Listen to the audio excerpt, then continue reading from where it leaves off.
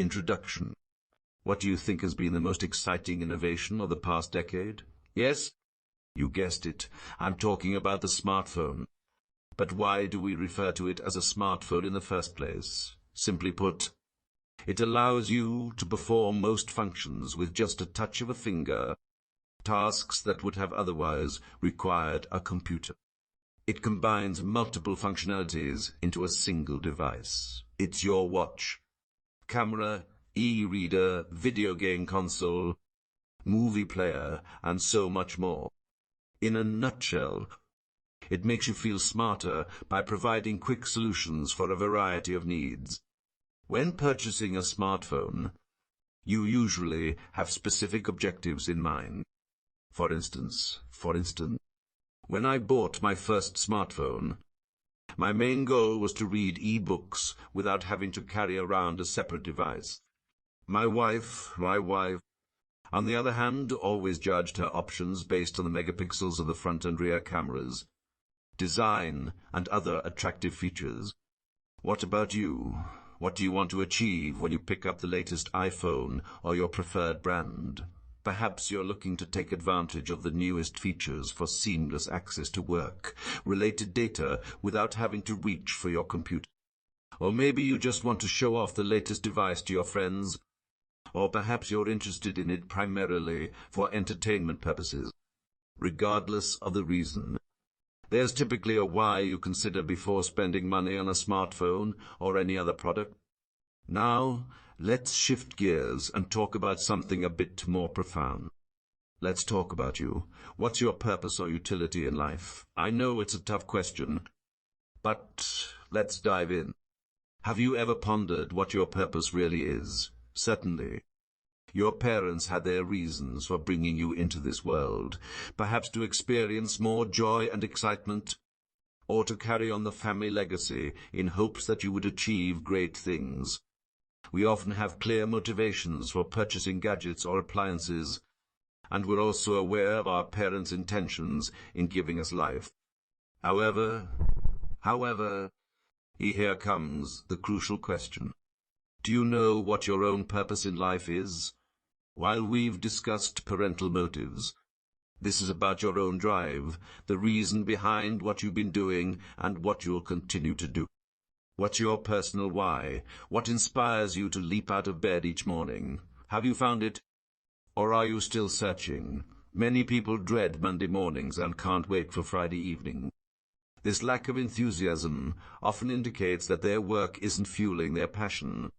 Recent study revealed that 60-80% of the workforce in the United States feels disengaged from their job. This lack of excitement is just one reason why we have restaurants named TG Fridays, short for Thank God It's Friday. But there's a better way to live. If you want to understand how some people find joy and fulfillment in life, let's take a look at Okinawa, an island in Japan. Okinawans are believed to have the highest life expectancy globally, averaging 83 years. And they are regarded as some of the healthiest people on the planet, with the longest disability-free lifespans. So, what's their secret to a vibrant, healthy and ailment-free life? It lies in their positive outlook on life. The people of Okinawa pursue their ikigai, pronounced ikigai, which translates to reason for being or reason for waking up in the morning. Essentially, it's what drives you to rise each day with excitement. It reflects your core purpose in life, your deeper why. Interestingly, the Japanese language does not even have a word for retirement. In his insightful book, The Happiness Equation, Neil Pasricha shares stories about a 102-year-old karate master whose ikigai is passing on his martial arts skills, a 100-year-old fisherman dedicated to feeding his family, and a 102-year-old woman whose joy comes from holding her great-great-granddaughter. They have all found their ikigai, their reasons to wake up each morning and engage in pursuits that bring them joy. Have you discovered your ikigai yet? If not, don't worry. That's the goal of this book, to help you uncover your purpose. the one that inspires you to jump out of bed each day and engage in the activities that provide a sense of fulfillment and joy. What will you find in this book, if you're somewhat skeptical about the idea of finding your why? I completely understand. It can seem like a mystical topic. However, if you stick with me, I will share enough neuroscience and psychology-based research that demonstrates how a sense of purpose in life can drive your behaviors and actions.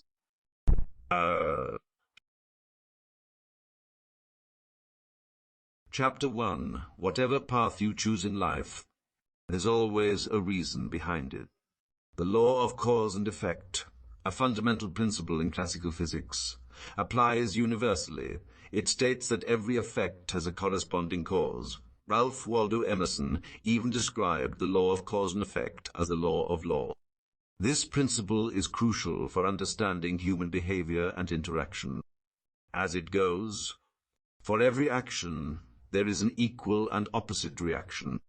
Delving deeper, every thought, word, and action creates a ripple of energy throughout the universe, leading to results that may be either desirable or undesirable. Tony Robbins, a renowned life coach and author, explains that every human action is driven by one of two underlying motivations: the desire to seek pleasure or the need to avoid pain. Naturally, no one wants to experience pain and sadness, while everyone strives for happiness. Thus, our behaviors and actions are fueled by these fundamental reasons. For instance, if you decide to open the refrigerator for a dark brownie, your motivation is to satisfy an immediate craving, seeking a moment of happiness. On the other hand, if you choose to stay in bed a little longer, your purpose is to relish the warmth of your quilt, avoiding the discomfort of getting up in the chilly winter morning, enjoying the pleasure of snuggling in your cozy bed. In both scenarios, your motivation revolves around the pursuit of instant pleasure or the avoidance of immediate discomfort, ultimately guiding your behavior. Let's consider another example that shifts toward the opposite end of the scale. Imagine waking up at 5 a.m. to hit the gym for an intense workout or to go for a run outside in a winter morning. Again, there's a reason behind this action. Perhaps you're preparing for an upcoming half or full marathon, or you simply thrive on the feeling of being healthy and fit. Notice how a shift in your underlying purpose transforms the quality of your actions. The same act of getting out of bed, which felt painful in the earlier example, brings a sense of fulfillment here. This illustrates how the nature of your actions is influenced by the purpose you set in your mind. Short story can further illustrate this point. A man was walking through a construction site where workers were laboring hard. He approached one laborer and asked, "What are you doing?" "Brother," the laborer, looking displeased, replied, "Can't you see? I'm stuck doing this lousy job of lifting bricks to build this building." Surprised by the worker's negative attitude, the man moved on to another laborer. He repeated the question, and this time the laborer answered with a more positive tone. He explained that he was working hard to support his family, providing for his wife and children. Although this laborer was also sweating and weary from the work, his perspective made a world of difference, offering him a sense of fulfillment. Finally, the man approached a third laborer who wore a peaceful smile, despite being drenched in sweat. When asked, "What are you doing?" "My friend," he responded in a way that touched the man's heart, "I'm laying brick after brick to build a temple for God." While this story is brief, it carries a powerful message. Each of these three workers performed the same task, but their different motivations profoundly affected their attitudes and overall quality of life. Martin Seligman, in his book Authentic Happiness, beautifully captures this idea. Any job can become a calling, and any calling can become a job. A physician who views his work as merely a job and is focused solely on income doesn't possess a calling. while a garbage collector who sees his role as making the world a cleaner, healthier place can indeed have a calling. Have you ever paused to reflect on the deeper purpose behind your actions? Now is the time to introspect and ask yourself, why am I doing what I'm doing? To help uncover your deeper motivations, it's essential to first understand what we mean by your why, or purpose. Let's try to understand the psychology of purpose. Whatever you pursue in life, there's a reason behind it. The law of cause and effect, a foundational principle in classic physics, operates everywhere. Simply put, this law asserts that every effect has a specific cause behind it. Ralph Waldo Emerson even called the law of cause and effect the law of laws. When it comes to human behavior and interaction, the most crucial lesson stems from this law, which states for every action there is an equal and opposite reaction. Looking deeper, every thought, word, and action creates a cause that sends out a wave of energy throughout the universe, leading to effects that can be either positive or negative. Tony Robbins, a renowned life coach and author, argues that every human action stems from two core motivations: the desire to seek pleasure or the need to avoid pain. Since no one wants to experience pain or sadness, and everyone strives for happiness, all your actions are driven by these fundamental reasons. There's always a purpose behind each of your actions, whether it's a small daily choice or your most significant goal.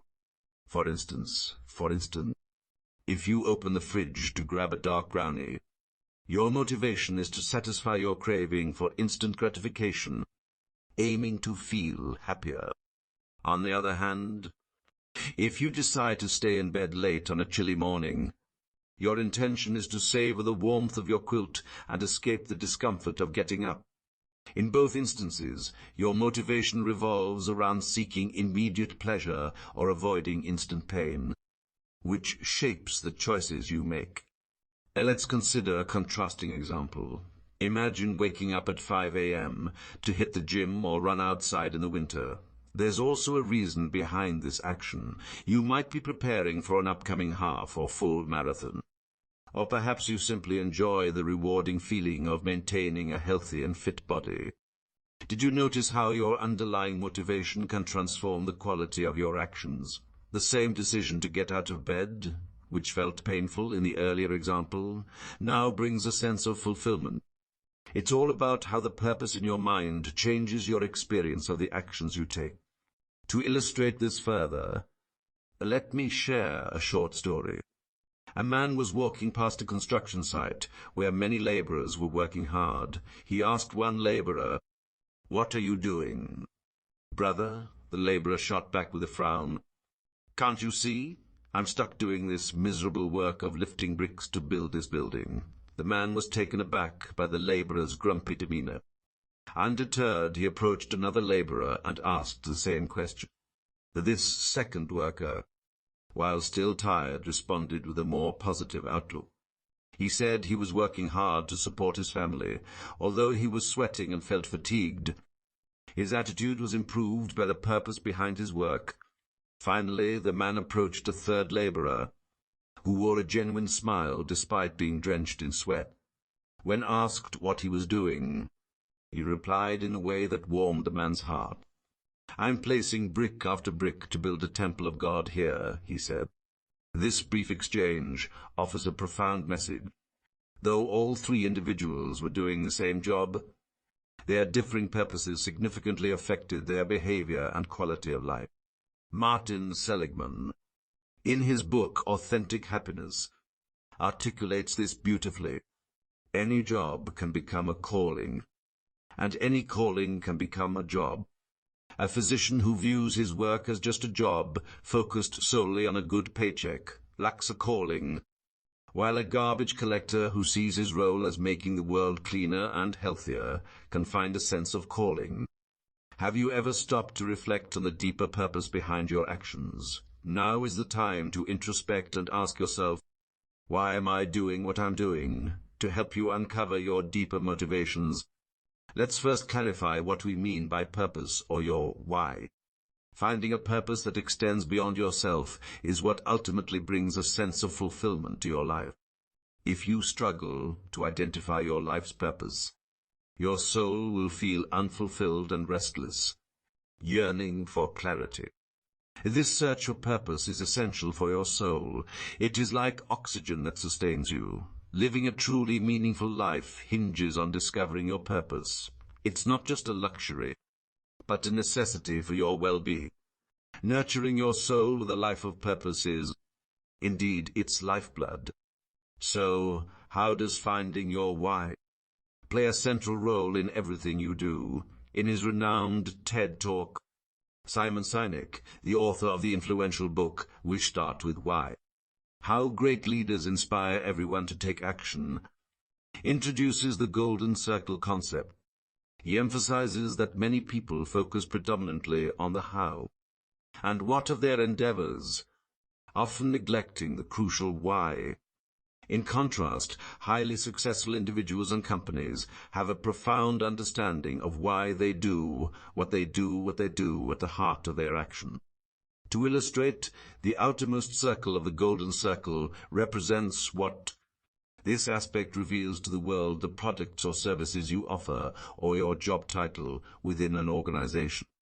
The next circle, how, details the methods you employ to deliver those products or services, and how you differentiate yourself from others. Finally, the innermost circle pertains to why. This area poses the fundamental question: what drives you to engage in a particular activity? What is the deeper reason behind your actions?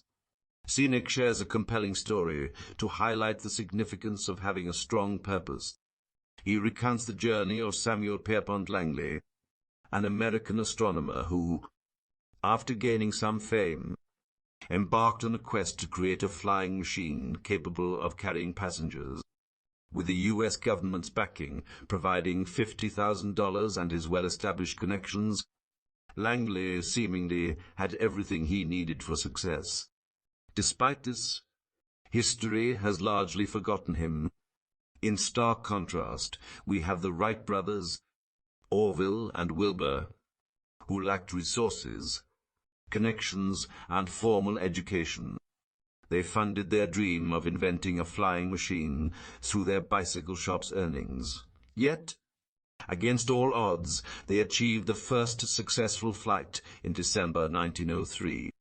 What made the difference? The Wright brothers were motivated by a purpose larger than themselves. They genuinely believed that mastering flight could transform the world. Langley, however, was primarily driven by personal ambition, his desire for wealth, fame, and success. While the team working with the Wright brothers was fueled by passion and dedication, Langley's collaborators were simply in it for their paychecks. The evidence of Langley's misplaced motivation is clear. Upon hearing of the Wright brothers' success, he chose to resign rather than celebrate their achievement or consider how he could build on his own knowledge. He gave up simply because he couldn't attain the fame he sought. Let's also look at how the concept of why influences consumer choices, using the example of buying computers. A typical marketing pitch might say, "We make great computers. They're beautifully designed, simple to use, and user-friendly. Want to buy one?" Now consider how Apple communicates its message. Everything we do, we believe in challenging the status quo. We believe in thinking differently.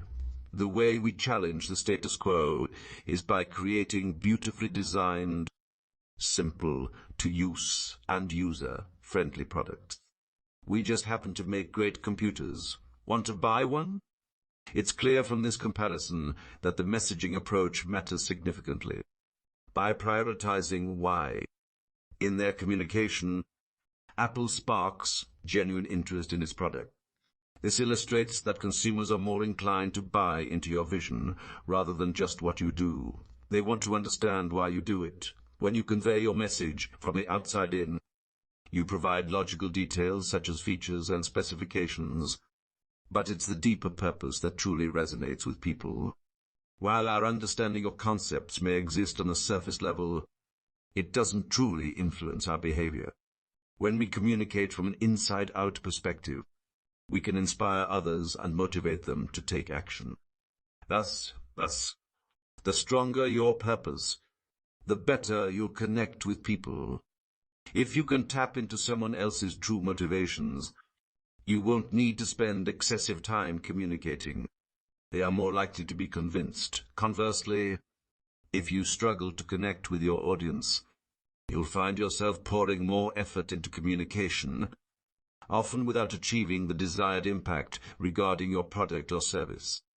With that in mind, let's move on to the next chapter, where we'll explore how having a sense of purpose can significantly enhance your physical and mental health, as well as your overall well-being.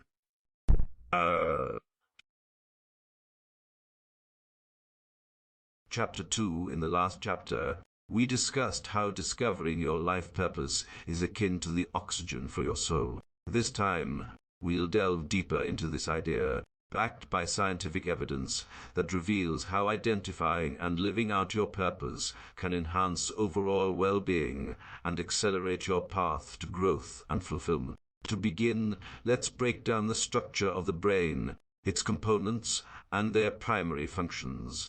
There are three types of brain. In the 1960s, American psychologist and neuroscientist Paul MacLean introduced the triune brain model to explain how different brain regions evolved and function together.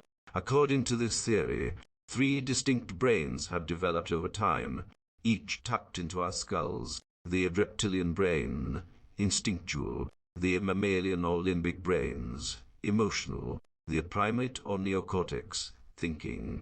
The reptilian and mammalian parts of the brain are the oldest and most fundamental. The reptilian brain manages basic survival functions like heart rate, breathing, body temperature, and spatial orientation. Often called the emotional brain, the limbic system reacts to threats, triggering our intrinsic fight or flight response in dangerous situations. Now let's turn to the third component, the thinking or smart part of your brain, known as the primate brain. This section handles higher-level functions, such as sensory perception, motor command generation, spatial reasoning, conscious thought, and significantly for humans, language. It's this part that distinguishes us from other animals, as it underpins our human consciousness and understanding. The key takeaway is that seeking purpose in life is not merely a motivational catchphrase. It's a topic grounded in neuroscience and psychological studies, the impact of purpose on your actions. Let's explore what psychologists and neuroscientists have discovered about the importance of purpose in life. Viktor Frankl, in his book Man's Search for Meaning, shares insights from his experiences in concentration camps during World War I. He noted that the inmates who stood a better chance of survival were those who had a clear sense of purpose or goals awaiting them. Individuals with dreams of reuniting with loved ones or achieving significant tasks after their release showed remarkable resilience during those harsh times. In a 2012 study, researchers examined the influence of purpose on motivation. They compared undergraduate students based on their self-reported enjoyment, long-term motivation, and sense of purpose while engaging in a task they found enjoyable. The hypothesis suggested that when purpose accompanied an intrinsically motivating task, participants would show heightened engagement, positive feelings, and sustained motivation. Observations of behavior, such as the amount of time spent on the task, supported the idea that having a purpose can boost motivation beyond mere intrinsic enjoyment. Psychologists highlight several positive outcomes related to having a clear sense of purpose, including reducing psychological discord. This term refers to a fundamental sense of unease, something many people experience when their minds aren't focused on external activity. This discontent can manifest as boredom, anxiety, or depression. Purpose helps us concentrate our attention externally, channeling our mental energies into meaningful activities and keeping us occupied. It acts as a shield against the incessant chatter of our minds, allowing us to focus on what really matters. Promoting altruism, aligning with a purpose, often shifts our focus outward, minimizing self-centeredness. This sense of belonging to something larger enables us to feel less consumed by our own worries and anxieties. As a result, our perception of personal problems lessens, leading to an increase in overall well-being. In enhancing flow, there's a close connection between purpose and the state of flow, a deep absorption in activities in which we lose track of time. When you possess a strong sense of purpose, you're more likely to slip into this magical state, experiencing heightened concentration and fulfillment. I. Haley, Csikszentmihalyi, a pioneer in studying flow, affirms that it is a powerful source of satisfaction and creativity. In enhancing self-esteem through purposes. Having a sense of purpose can significantly boost our self-esteem. When we navigate challenges and make progress towards our goals, our self-confidence grows. We gain a feeling of competence and achievement that equips us to handle obstacles more effectively. The connection between purpose and hopers. Purpose is inherently linked to hope. As we work towards our goals, we believe that they are within reach, leading to the anticipation of positive changes in our lives upon achieving them. This belief fosters hope, whether it's for personal improvement, advocating for a fairer society, alleviating suffering, or striving for a healthier world. Numerous studies demonstrate the uplifting impact of hope on our well-being, particularly for patients dealing with chronic illnesses. For these individuals, a strong sense of hope can enhance coping mechanisms and increase their chances of recovery. Kurt Richter, a scientist from Johns Hopkins, conducted intriguing experiments in the 1950s to test how long rats could swim in buckets of circulating water before succumbing. He discovered that, on average, a rat could swim for around 15 minutes before giving up and drowning. However, if he intervened just before they drowned, dried them off, and provided a little rest, the same rats could swim for an astounding 60 hours in subsequent trials. It's remarkable that the same rat could increase its endurance by 240 times, illustrating how the initial act of rescue instilled hope. Upon remembering that they had been saved, the rats found the motivation to fight for survival, driven by a newfound purpose. The link between purpose and longevity. Research indicates that individuals who possess a strong sense of purpose tend to live longer than those with a weaker sense of purpose. A recent study tracking over 7,000 middle-aged Americans for 14 years revealed that even a minor increase on a 7-point purpose scale correlated with a 12% lower risk of death. Protecting heart health through purposes. Though the heart isn't officially part of our nervous system, it is closely intertwined with our brain function. The brain relies on adrenaline to monitor heart activity, while the heart supplies oxygen, rich blood, to the brain.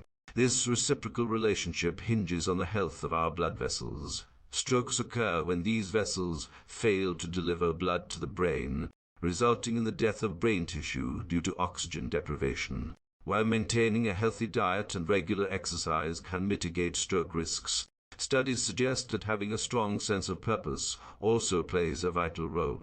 A 2015 report by Eric Kim from the University of Michigan evaluated the purpose in life scale among nearly 7,000 older adults who had never experienced a stroke, tracking them over 4 years. They discovered that each standard deviation increase in purpose in life score led to a 22% reduction in stroke risk. Similarly, another study involving 1,500 individuals with heart disease found that each increment in purpose in life score was linked to a 27% decrease in heart attack risk over 2 years.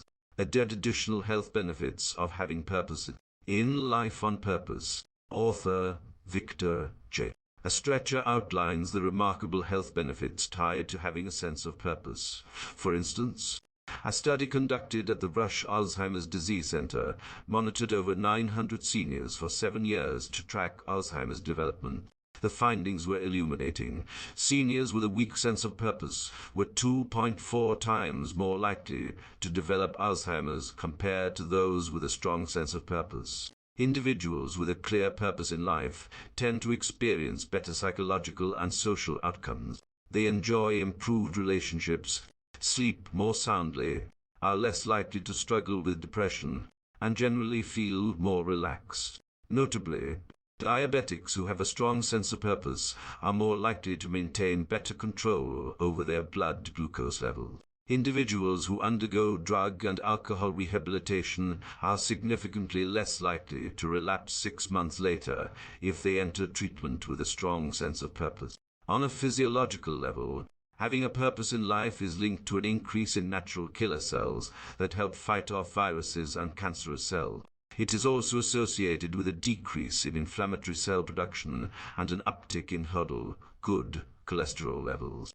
But how can living with purpose also lead to greater financial success? A study published in the Journal of Research in Personality in 2016 revealed that individuals who feel a sense of purpose tend to accumulate more wealth than those who believe their lives lack meaning. The researchers found that those with a strong sense of purpose not only reported higher incomes, but also had more substantial net worth over time. This wealth advantage wasn't just a fleeting benefit.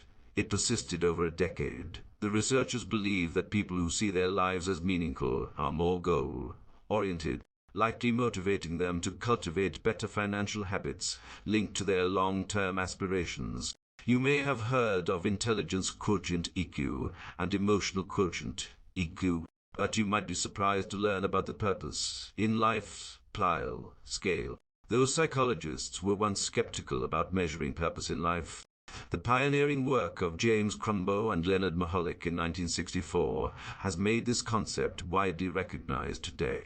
The Peel scale focuses on the interaction between the mind and body and sheds light on how emotional, mental, social, and spiritual factors can directly impact health. It links the notion of having a meaningful life to improved physiological outcomes, especially concerning the treatment of dementia, spinal cord injuries, strokes, and various immunological and cardiovascular issues. Despite the significant research inspired by this concept, the authors believe that the importance of Pyle remains underappreciated, especially for its potential relevance to both the medical field and everyday life. A person's purpose in life score is based on 3 dimensions: the belief that life has a purpose, adhering to a personal value system, and the motivation to reach future goals and tackle challenges ahead. The purpose in life scale consists of a 20-item questionnaire designed to measure various aspects of life purposes. Each question probes your personal belief system, daily attitude, and assessment of your self-worth. You rate your responses on a scale of 1 to 5, where 1 indicates the lowest and 5 means the highest level of your behavior or attitude. If you score below 50, it suggests you may be experiencing an existential void, a lack of purpose in your life. You can assess your purpose in life score by accessing the questionnaire through this link. Faculty, Fort Lewis, Edinburgh, Personality, Perfect. The need for purpose is a fundamental aspect of being human. Everyone yearns to find meaning in their actions, and a lack of purpose can lead to severe psychological difficulties. A noteworthy example is Paul Gascoigne, an iconic English footballer from the 1990s, who, after retiring from the sport, has continuously battled alcohol addiction and numerous mental health challenges for over 2 decades. He has faced multiple stints in rehab, legal troubles for assaulting his wife, and has recently been photographed struggling in hotel lobbies, begging strangers for drinks. His former teammate Gary Lineker expressed concern that without the structure and purpose of his football career, Gascoigne fell into a cycle of alcohol dependency and related mental health issues. Gascoigne's story illustrates the detrimental effects of living without purpose.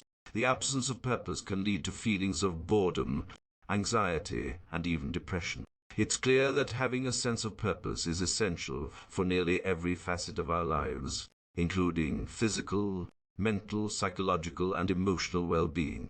Research and psychological studies provide ample evidence supporting the idea that leading a purposeful life is crucial for ensuring overall health and happiness. Now let's move on to the next section to understand how finding your purpose is more important than finding your passion.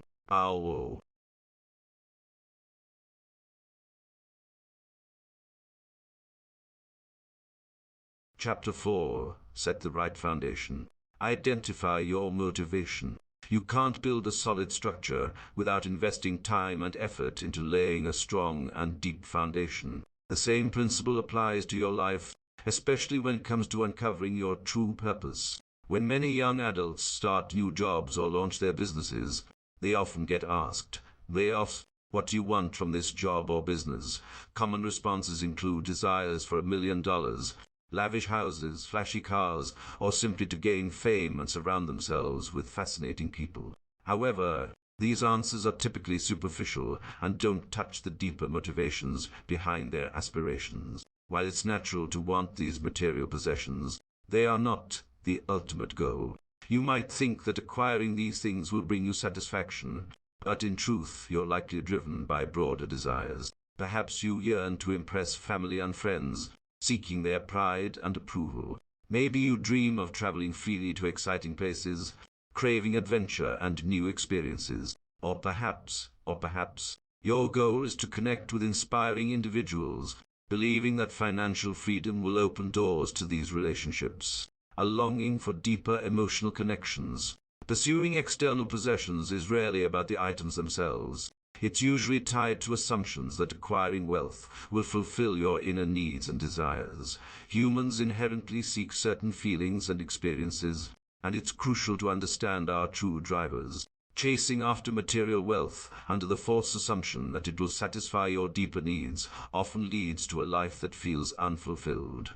You may achieve outward success, but inner contentment might remain elusive. To grasp this concept better, consider the story of a young man lounging comfortably on a swing at the beach. When a friend approached and asked what he was doing, the young man replied that he was simply relaxing. A friend, a well-meaning advisor, urged him to pursue higher education. The young man questioned the necessity of that path, asking, "What's the purpose behind it?" The friend explained that a degree would lead to a good job and a healthy income. The young man pressed further. "And what's the purpose of that?" His friend responded. "With that money, you can buy a big house, a nice car, and enjoy vacations." The young man smiled and asked, "And what's the purpose of all that?" At this point, the friend, slightly irritated, answered, "With all that money, you can enjoy life and relax." The young man chuckled. "That's exactly what I'm doing already. Why would I spend years chasing after things just to achieve something I'm already enjoying?" While this story may seem light-hearted, it highlights an important lesson about the necessity of clarifying your deeper purpose before taking action. Your ultimate motivation, the final why, is the feeling or experience you truly seek in life. In contrast, your intermediate why consists of the steps or goals you believe you need to reach this ultimate destination. Remember, the final destination is always more important than the path you choose to get there. As Tony Robbins aptly said, success without fulfillment is the ultimate failure. Achieving success coupled with fulfillment requires clarity regarding the genuine motivations behind your actions. There are two primary types of motivation. 1. Intrinsic motivation, and 2. Extrinsic motivation. Extrinsic motivation is driven by external rewards or the desire to avoid punishment. This type of motivation often revolves around external aspirations, such as money, fame, and beauty, and relies heavily on validation from the outside world. In contrast, intrinsic motivation refers to engaging in an activity simply because it is personally fulfilling. The focus is on the joy of the activity itself, rather than any external rewards. It arises from what is deeply meaningful to you, connecting to your core values, interests, relationships, and personal growth. To illustrate these concepts, consider the following examples. Exercising to build muscles for the sake of impressing others is an example of extrinsic motivation. Conversely, exercising to experience the satisfaction of health and fitness aligns with intrinsic motivation.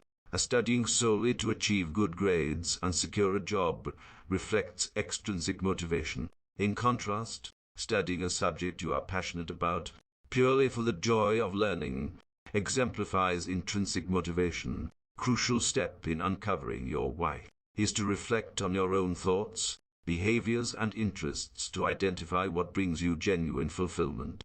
This introspection is essential in discovering your true purpose. Edward L. Dacey, in his book, Why We Do What We Do, highlights how intrinsic motivation can lead to greater happiness and enhance overall well-being. He notes that if an individual places a high value on extrinsic aspirations, money, fame, or beauty, compared to intrinsic aspirations, it often correlates with poorer mental health. For instance, a strong desire for material success can be linked to issues like narcissism, anxiety, depression, and diminished social functioning.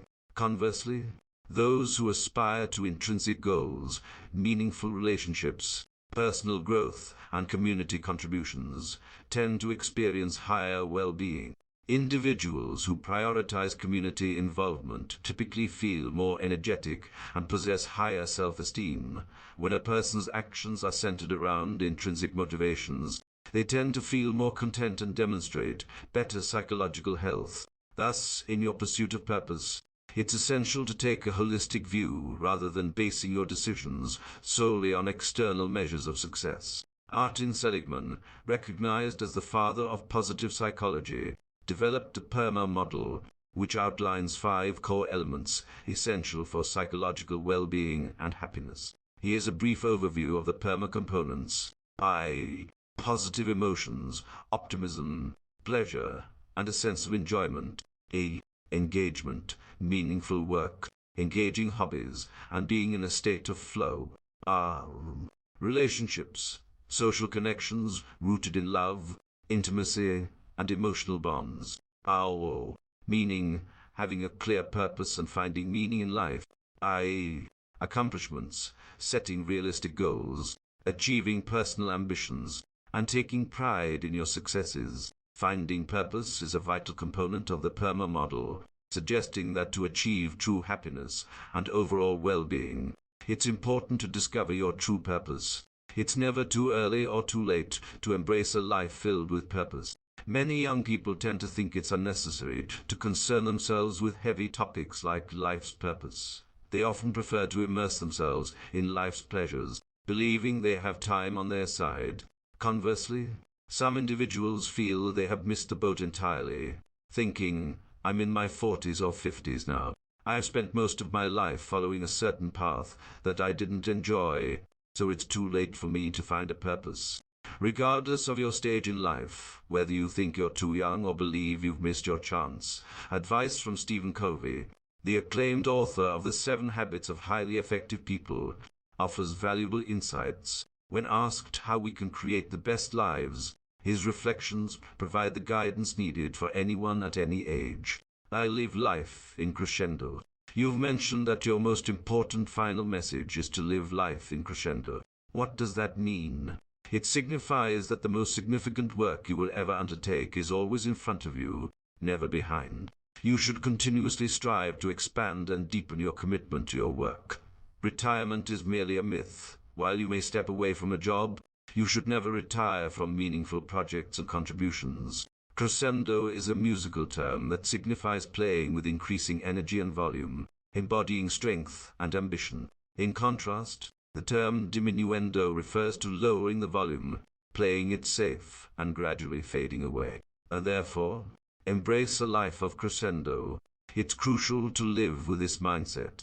Regardless of your past achievements, you have vital contributions yet to make. Resist the urge to constantly glance in the rearview mirror at your completed work. Instead, look ahead with optimism. Your purpose may be just around the corner. You don't always need to scramble in search of your purpose. Sometimes, it's right in front of you.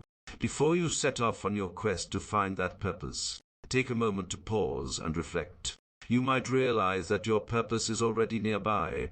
There are universal hints appearing all around you every moment. You simply need to pay closer attention.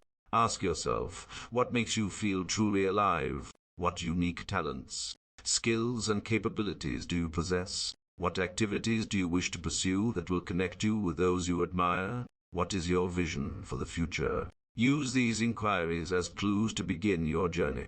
Purpose isn't something you find in a specific place. Rather, It involves self-reflection and exploration. And the best place to start is from where you are right now. Take stock of your situation and begin taking action toward what feels natural to you.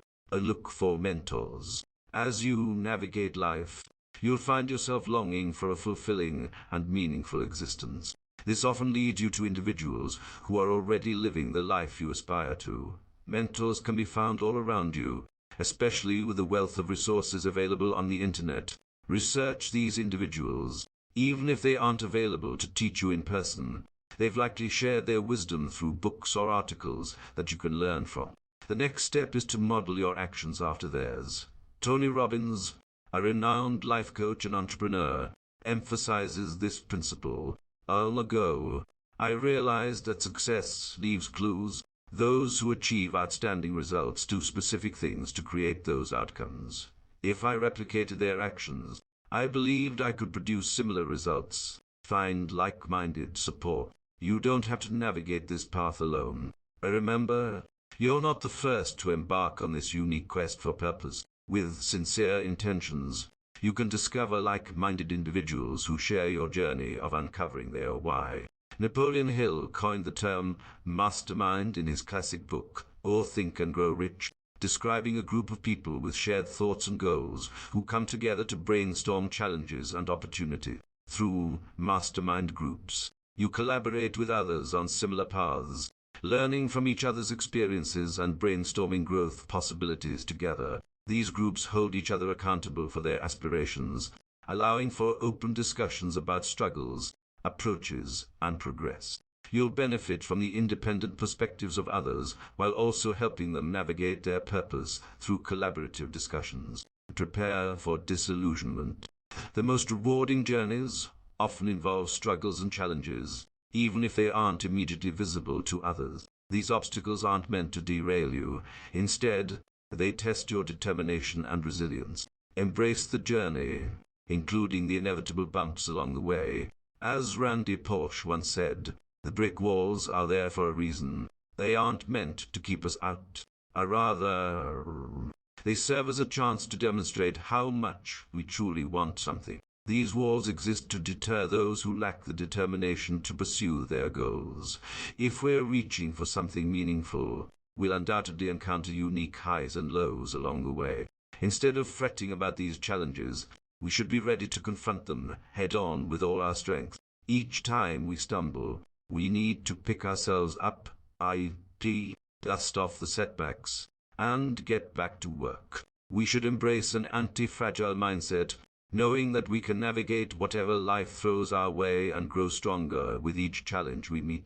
Carlos Castaneda, in his book The Wheel of Time, points out, the basic difference between an ordinary man and a warrior is that a warrior sees everything as a challenge, while an ordinary man views everything as either a blessing or a curse.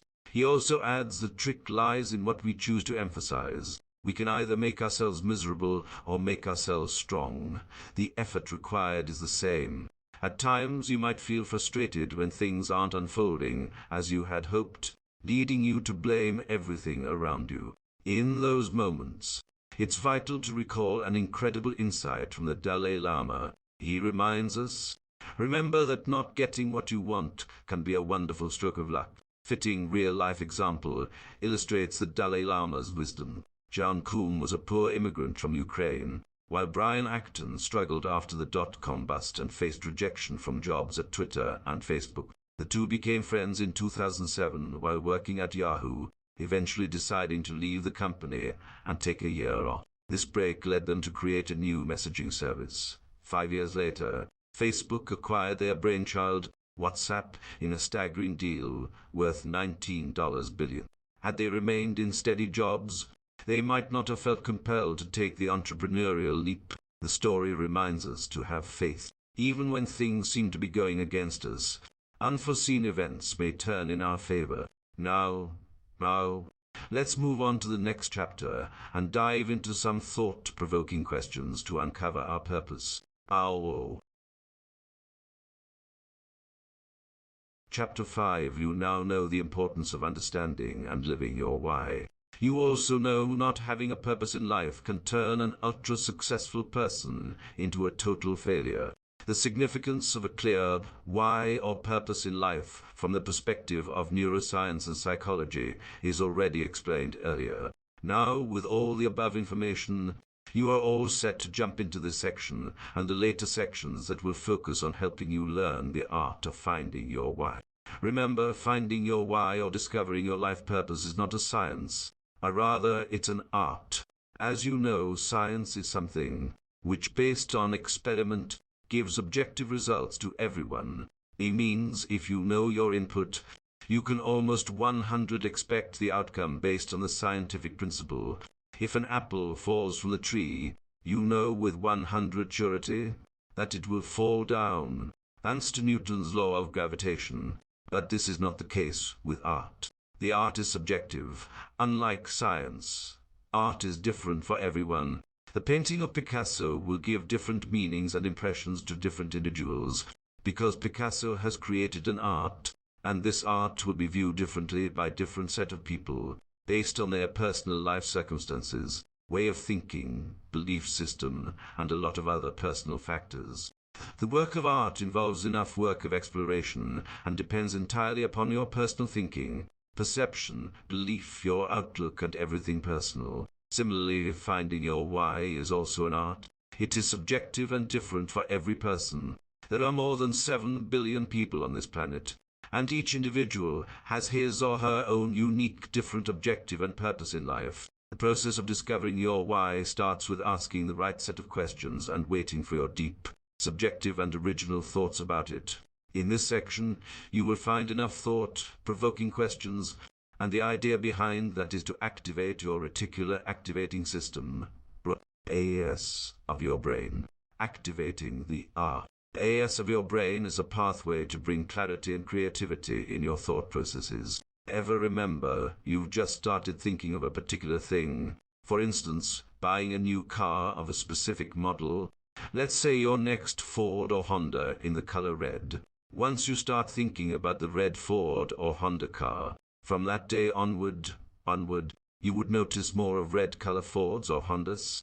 It's not that suddenly people have started buying and driving more such cars, but it is your brain's AS in play. Once you put certain questions or thoughts in your mind and allow them to process in your head, your mind starts taking notice about what is important for you and filters all other information as irrelevant and just presents before you the type of information that you've indicated as important. But how do you start the process of activating your AS? It's pretty simple. You need to ask yourself the right questions, the questions that trigger some actions. Don't ask the questions like, God, why is it me again? I'd rather ask, what is the best action I can take to get the maximum out of this situation? Voltaire quoted on the similar lines by saying, judge a man by his questions rather than his answers. And that's why most successful people keep asking themselves quality questions. Then, in the search of better answers, they consume a lot of ideas, and they say, let's sleep on this idea. They are simply activating their AS and waiting for the best solution to come to that. Okay, now without further ado, let's dive straight into some big ideas about how to trigger questions that activate your purpose. What are your life values? Our individual life values are our personal compass, which guide us to our true North Star. Each of us is a unique creation of God. Unlike the man-made physical appliances, which have an explicit operating manual, there isn't any clear, visible, and concrete manual to operate our lives. But if we give us a chance to explore, we will find that our heart and our intuition serve as the guiding tools. In fact, each of us is guided by some personal life values. Let me clarify, I'm not specifically talking about any ethical values or teaching something on moral studies. I'm talking about the personal values that give direction to each individual's behavior. Tony Robbins, in his book, Awaken the Giant Within, talks about the value system of each individual. He states that each of us has a different set of value to lead our lives. Some people are driven by the values of freedom and adventure. and these people get into entrepreneurship or any other crazy ideas. On the other hand, few people have their prime values of security and certainty. You will find the majority of people doing their regular job their whole life, as this gives them a certainty of income every month and financial and social security. Finding your why has in its underpinning finding your life values. Let's list out most common values, which people often state. Love is success or freedom, health, comfort, intimacy, security, safety, adventure, power, a passion. Now carefully read the above illustrative list for a moment and introspect. What is your values? What is most important to you? To help you give some perspective, let me share my personal example. Worked in a corporate job for 17 years, even if I might have been unaware at that time. But now in the hindsight I realize my values have always been freedom and adventure. Frequently changed my jobs after every 2-3 years. And the reason for such changes was primarily that the job started to lack adventure or would become monotonous. Therefore, my obvious next move would be to start posting resume for job to other organizations. Another important life value is freedom. The job which offered me the maximum freedom, I stayed there for longest. On the other hand, the jobs where I didn't find much autonomy, found myself a misfit there and immediately planned to move ahead. Finally, after realizing that job wouldn't offer me any more satisfaction toward my values, I decided to become an entrepreneur, without any compulsion of reporting to anyone or punching the clock daily, choosing my own hours, and moreover every day now is an adventure. Now I'll give you a metric to compare different values by citing a contrasting set of values to show the importance of values in guiding our behaviors and actions. My wife has her values that are on the other end of spectrum, because she values certainty and security more than anything else, and which means every month secure paycheck and certainty of future is most important to her. So switching from an employee to become an entrepreneur was definitely not an easy move for me, because our value systems are the opposite to each other. No, I haven't arrived yet. It's my hunch I'm on my path. Because I believe that unlike the man-made global positioning system, which shows you with certainty where to go, life offers you the wisdom to move one step further. You are never shown the ultimate end destination of life, like you see in your worldly global positioning system. The process for discovering you why, therefore, is to just keep taking consistent action by trusting your gut's feelings. You can do this small exercise below to start finding your why. Just take a piece of paper and write on the top, what's most important to me in life? Now be honest here. Write what's important to you and only you. You might write that your wife, parents, or your kids are most important to you. Or maybe you will say that you love your work. Before you do this exercise, please remember that your values fall into two categories, means values and end values. Therefore, the above values that you just described are merely your means values. But you've to get deeper under the layers and find out your end values. When you say your family or kids are most important to you, in fact, your end value is love and affection. For you, love and affection is most important. Now, to attain that love and affection, you will change your behavior and actions accordingly. Similarly, if your work is important to you, then it is your end value of mastery or expertise that is driving you toward your work. After doing this exercise of writing what's most important to you, you'll have an idea about your life values, and that will drive you closer to your purpose or why. Because once you know the deeper cause or end value, you can explore many opportunities to find your means values. It opens up many alternatives in front of you to serve your end result. Would you still do it if today is your last day?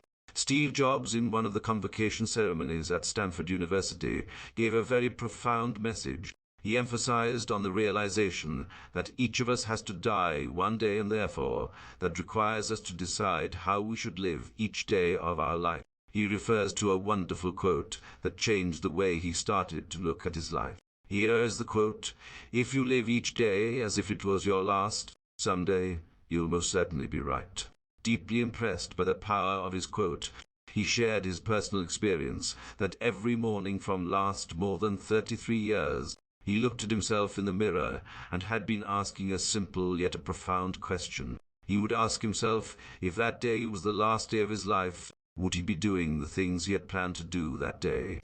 And if the answer to that question came in negative for a few days in a row, it meant that things have to change. This is what Jobs stated in his speech at Stanford University. Your time is limited, so don't waste it living someone else's life. Don't be trapped by dogma, which is living with the results of other people's thinking. Don't let the noise of others' opinions drown out your own inner voice. And, most important, have the courage to follow your heart and intuition. They somehow already know what you truly want to become. Everything else is secondary. On the similar lines, Simon Sinek in his book Start With Why advocates that if you don't get a profound yes for doing anything particular, you should not spend time on that thing. Legend Warren Buffett puts the significance of finding your purpose and doing what you want in a bit different way. He says, there comes a time when you ought to start doing what you want. Take a job that you love. You will jump out of bed in the morning. Think you are out of your mind if you keep taking jobs that you don't like because you think it will look good on your resume. Isn't that a little like saving up sex for your old age?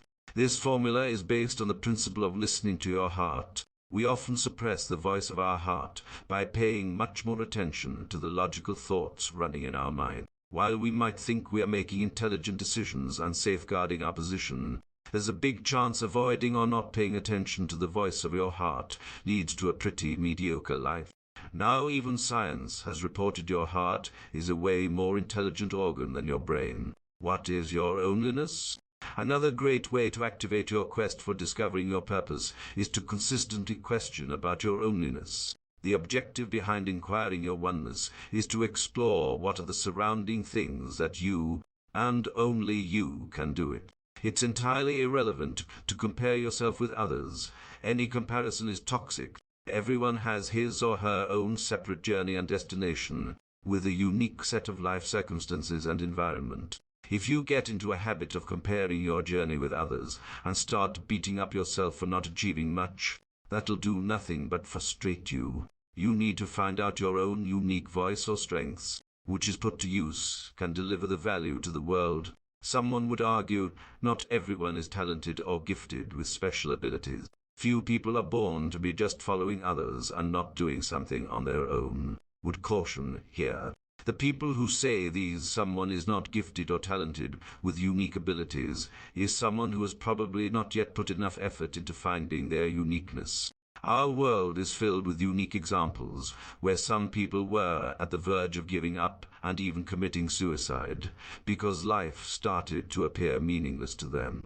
But somehow they gathered some motivation to take few steps more and eventually were endowed with the gift of awareness about their unique abilities. Tim Ferriss, the investor, entrepreneur and best-selling author of The Tools of Titans and many other books, have openly admitted in many interviews that he was at the verge of committing suicide in his 20s, as he was not able to find the meaning out of his life. But somehow circumstances just turned a little bit in his favor. Fortunately, his parents got to know about his intentions. At that moment, Tim realized committing suicide was a very selfish step, as this was not only his life, but rather his parents would have been emotionally traumatized if he chose that path. Then he went in his quest and realized that he lives to explore life and what best he can make out of it. He claims to be human guinea pig, as he realized he loves to experiment and teach people about his learning from those experiments. This drive made him write many best-selling books and start a podcast on how to optimize one's life and succeed. He continued until he was able to find his onlyness, i.e., the thing that he, and only he, could do it. Let me share with you one more example of someone adopting his oneness, which resulted in turning him into genius. This is the story of Buckminster Fuller, an architect, author, and inventor who went on his quest by asking this question, what is my job on the planet with a capital J? Jon Kabat-Zinn, a professor and renowned mindfulness researcher, in his book Wherever You Go, There You Are, has dedicated an entire chapter titled What is My Job on the Planet with a capital J. In this chapter, Kabat-Zinn tells the inspiring story of Fuller, who apparently, before he was recognized as a genius, had failed numerous times by age 32, and was contemplating suicide. Apparently, everything he tried didn't work out, and he thought perhaps life would be better for his wife and infant daughter if he ended his life. Fortunately, somehow he thought in some different way, and rather he decided to live from that moment on as if he had died that night, and decided that he would become an employee of the planet, devoting himself to asking, what is it on this planet which he referred to as Spaceship Earth that needs doing that I know something about, that probably won't happen unless I take responsibility for it? He decided he would just ask that question continuously and do what came to him, following his nose. In this way, working for humanity as an employee of the universe at large, you get to modify and contribute to your locale by who you are, how you are, and what you do. But it's no longer personal. It's just part of the totality of the universe, expressing itself. Rarely do we question and then contemplate with determination what our hearts are calling us to do and to be. We should rather frame such efforts in question form: what is my job on the planet with a capital J? Or, what do I care about so much that I would pay to do it? If we ask such a question and don't come up with an answer other than, I don't know, then we just need to keep on asking. Most of the time, we just keep asking other people what we should do. Why we do this is because we consider other people as experienced and educated to help us what we should do. But here's the thing. We can take advice from others in terms of what should we do or how should we do it. What and how are only the surface-level questions and just require gaining some knowledge about the new subject or acquiring some skill sets to perform the thing better. But beware, when it comes to the question of why should you do it, no one else can help you out. It's only you who can answer that question, and the only way is to keep asking yourself what to do. Find your euthymia. Seneca was a great Stoic philosopher, and he came out with this term, euthymia, which is a Greek word. It means believing in yourself and trusting that you are on the right path, and not being in doubt by following the myriad footpaths of those wandering in every direction. This means all about knowing yourself and have the courage to walk your own authentic path. The English translation of euthymia is tranquility. It's the feeling we have when we truly trust ourselves, when we know we're headed in the right direction, and we're able to quit comparing ourselves to everyone else and stop second-guessing ourselves constantly. The quality of your life significantly improves if you develop the ability to listen the subtle cues coming from your inside. Once you start paying attention, believe me, these voices will start getting clearer and clearer. Then you'll be pulled by a sense of faith, a hunch that you'll find the right track. If you're just listening to your inner voice and keep moving, please remember, if you are always ignoring your own inner voice and just going by the norms of society and operating under some fear of what others think or what if you fail, then you've already decided to fail. You've already quit trying the exploration of your true purpose in life. The best course is to keep exploring until you find your euthymia. Here is what Ryan Holiday explains in his book, Ego is the Enemy, about the Seneca's euthymia. In his words, so why do you do what you do? That's the question you need to answer. Stare at it until you can. Only then will you understand what matters and what doesn't. Only then can you say no. Can you opt out of stupid races that don't matter, or even exist? Only then is it easy to ignore successful people, because most of the time they aren't, at least relative to you, and often even to themselves. Only then can you develop that quiet confidence Seneca talked about. We live in the world of Google and always want to be 100% sure of the final outcome before we take the first step. We're fortunate because we can almost get answers to almost any questions by asking Google. But unfortunately, Google doesn't have answers to complex subjects like finding your life's purpose or meaning. It's a trial and error route. You have to keep exploring, and one day you're going to get it. Here's another recommendation from Mark Manson, the author of bestseller book, The Subtle Art of Not Giving a Fuck, for finding your life's purpose or discovering your why. He states, discovering what you're passionate about in life and what matters to you is a full contact sport, a trial and error process. None of us know exactly how we feel about an activity until we actually do the activity. So ask yourself, if someone put a gun to your head and forced you to leave your house every day for everything except for sleep, how would you choose to occupy yourself? And no, you can't just go sit in a coffee shop and browse Facebook. You probably already do that. Let's pretend there are no useless websites, no video games, no TV. You have to be outside the house all day, every day until it's time to go to bed.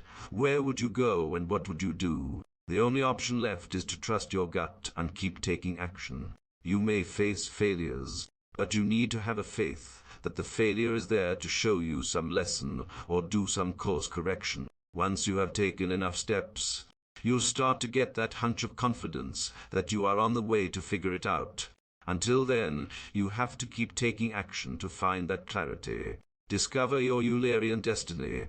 Heard about this concept of Eulerian destiny from Tayo Lopez, a multimillionaire entrepreneur and investor, through one of his programs titled 67 Steps to Getting Anything You Want Out of Life, Health, Wealth, Love, or Happiness.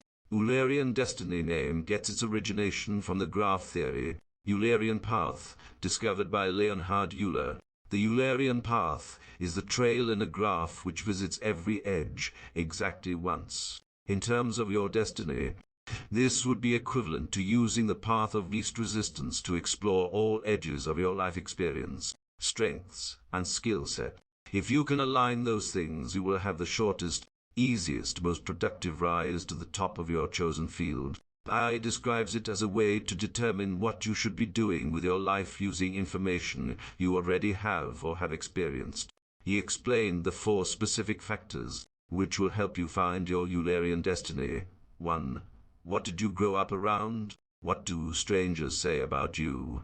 Have you been doing for the last 5 to 10 years? What is something you can talk about effortlessly for hours? So if you answer these questions about yourself, looking at your living environment, your connection and interaction with people around you, what you have been doing in recent years, etc., you will find that all these answers will overlap together in some area, and that overlap, where the 4 aspects combine, will form your Eulerian destiny. We'll try to explain it to you through my own example. Realized reading about personal development, business and entrepreneurial literature is something I had been doing for more than 10 years. Found myself obsessed with personal development and finding the answers to all these questions about human psychology, neuroscience, how people succeed, their traits, their growth trajectory, etc. In fact, I often treat myself as a guinea pig, i.e., a subject for research in testing the human potential, and like to keep experimenting with different things in my life. Also personally tested this talking effortlessly trait and noted that if I was among like-minded people who love and believe in self-mastery and enhancing performance, as I do, I could talk for hours and hours.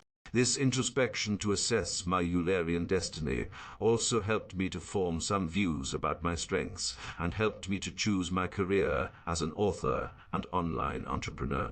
You should try to draw the 4 circles with the help of questions and find your own answers, and that will move you closer to determining your Eulerian destiny. Your life, global positioning system, the 3 essential questions. Finding your purpose is a journey. You have to travel from where you are to a specific destination, and as you do on any journey, you take the help of a map or global positioning system to see your route and the ultimate destination. To activate your life global positioning system, Michael Hyatt in his book, Living Forward, recommends asking 3 powerful questions, which he terms as your life global positioning system. Here's the 3 essential questions you'll need to ask yourself to clarify your purpose. Question 1. How do I want to be remembered?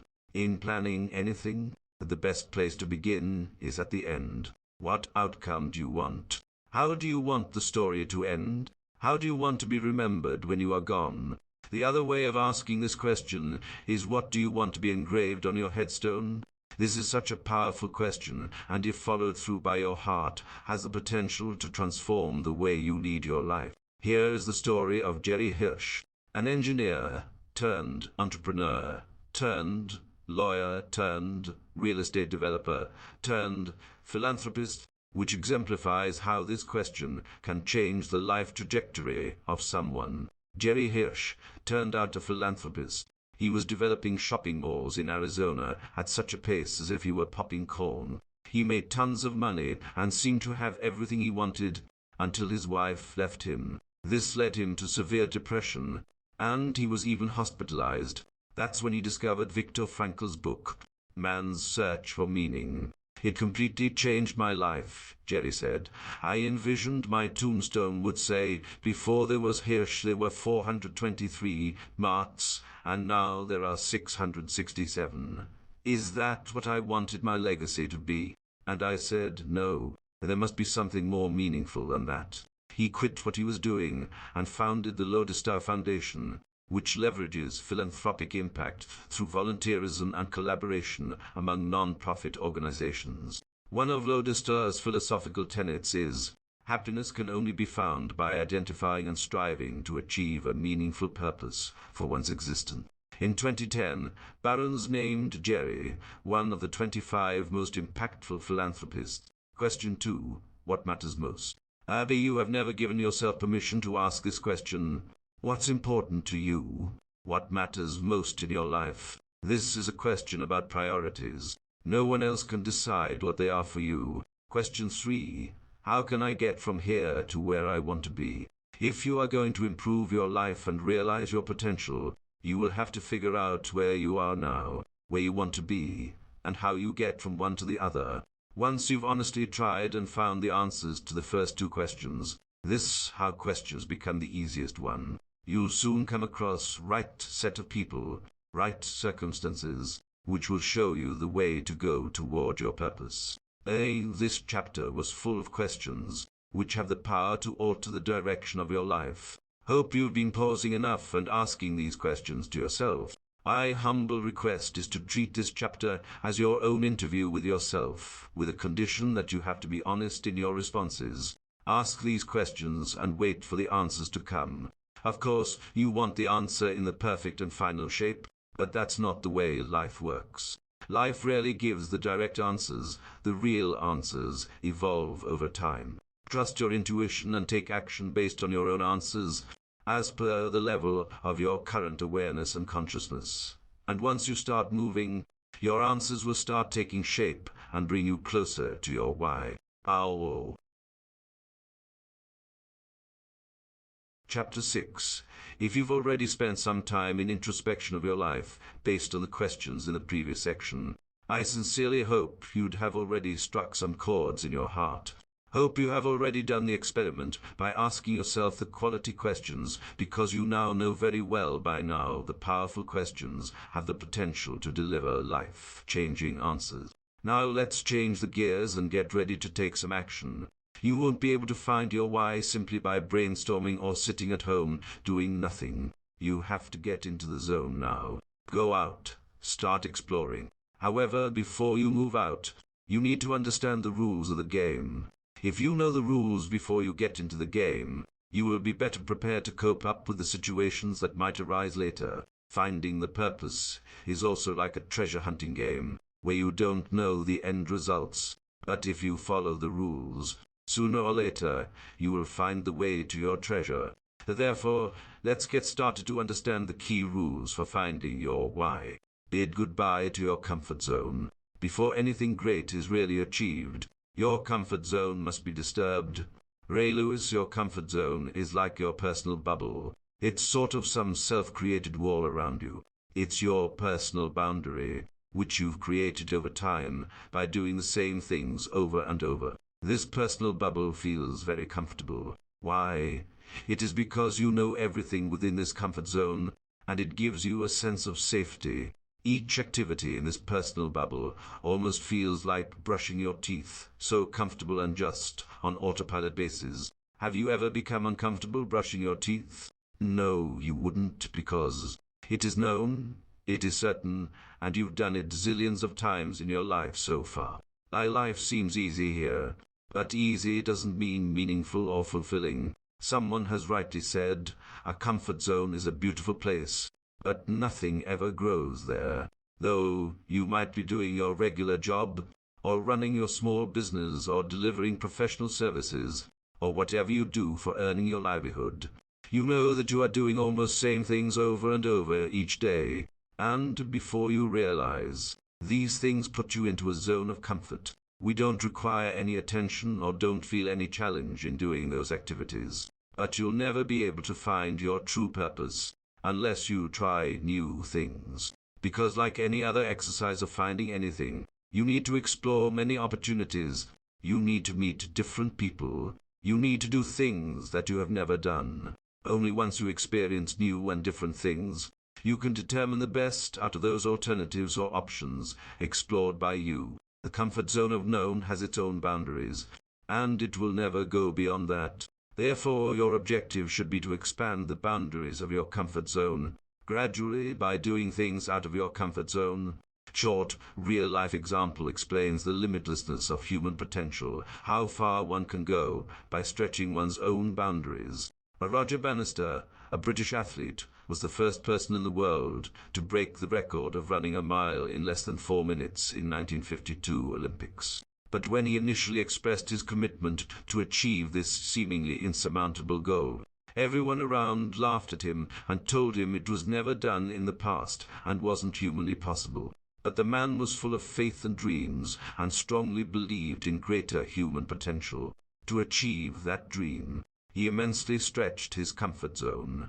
He started following a very rigid training program and started minutely observing his diet, his performances, the size of his long steps, etc., in a very diligent manner, and the result is now history, as he broke the world record of running a mile in less than 4 minutes. Once Roger did that seemingly impossible task, the other sprinters also achieved similar or better results. Look at your life from the perspective of just playing a game. Ralph Waldo Emerson once made a profound statement: all life is an experiment. The more experiments you make, the better. Whenever you face challenges in getting out of your zone, then just think about the bigger picture of what you wanted to explore or become in life. And if you are sincere toward your dreams and evolving into a higher version of yourself, then your dreams and ambitions will pull you out of your comfort zone. Purpose comes by practice. Now coming to the next rule of the game. Of course, you've to be out of your comfort zone. But that's not where the story ends. In fact, getting out of your comfort zone is just a starting point of your purpose exploration journey. First and foremost, your purpose won't emerge straightforward as you start. It generally doesn't come as fully formed. You will get some initial glimpse of purpose, but then you have to start working on it. Purpose evolves over time, and it happens only if you keep taking action. Also, it doesn't have a fixed duration or timetable that when it will arrive to you, but it depends on your intentions and deliberate efforts you put toward. Let me take example of my personal journey as an author. When I started out, I never saw a fully emerged figure of my purpose of writing.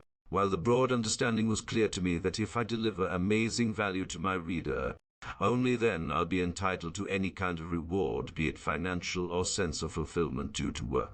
While one limb of purpose was to deliver valuable information to the readers, but there was another purpose of earning my livelihood out of choosing writing as my career.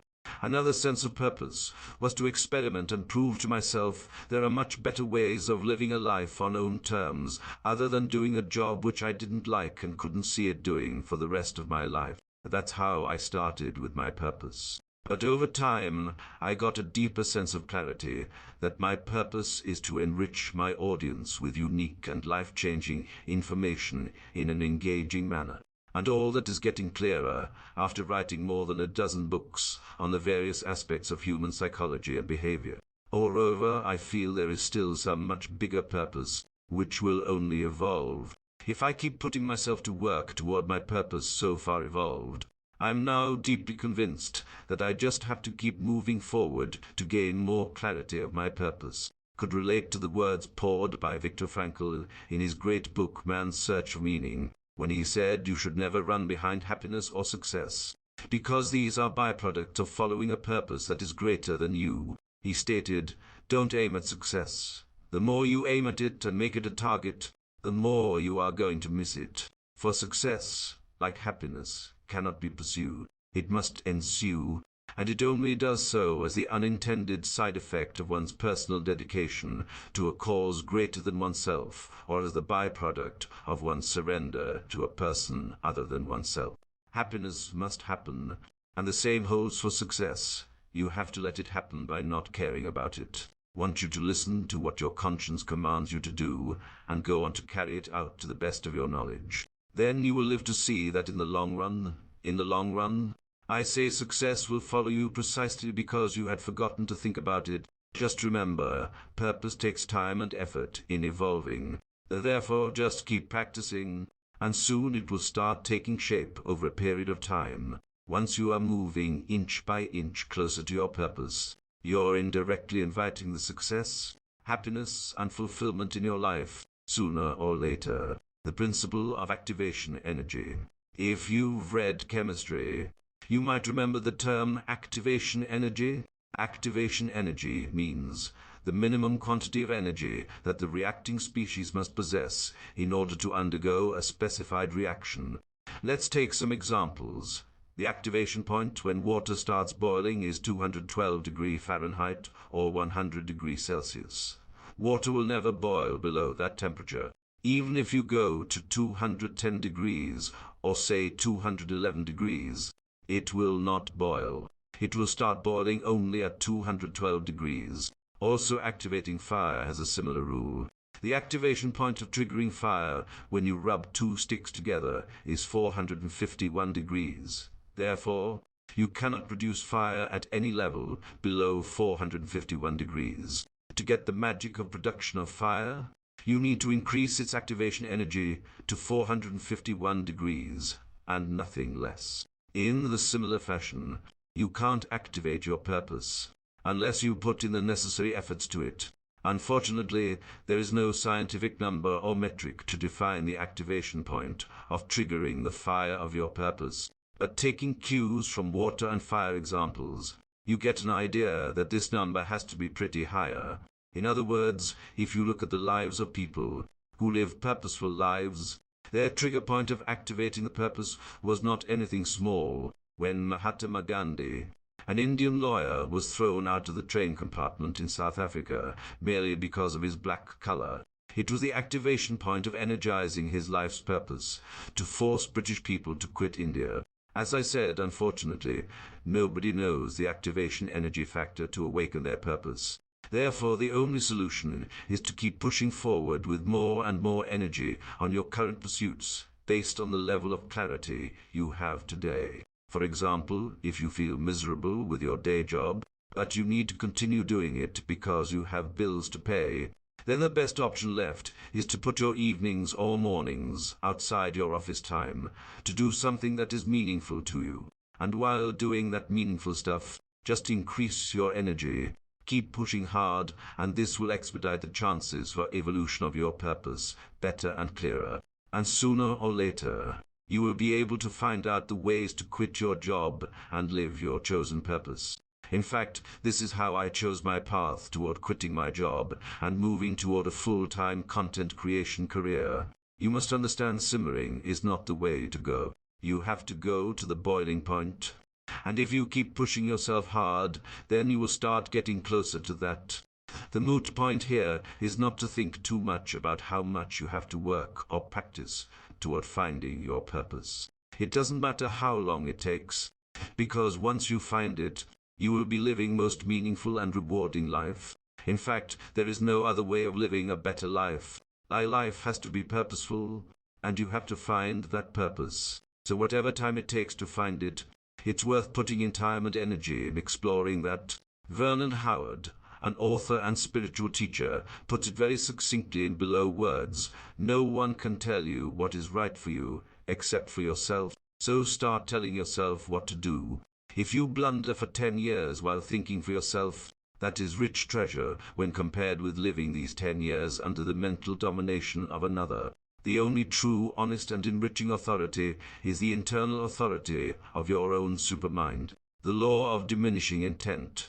The law of diminishing intent was propounded by renowned thought leader Jim Rohn when he said the longer your delay in doing something, the less probability you have of doing it. with the passage of time and just thinking over it longer before deciding.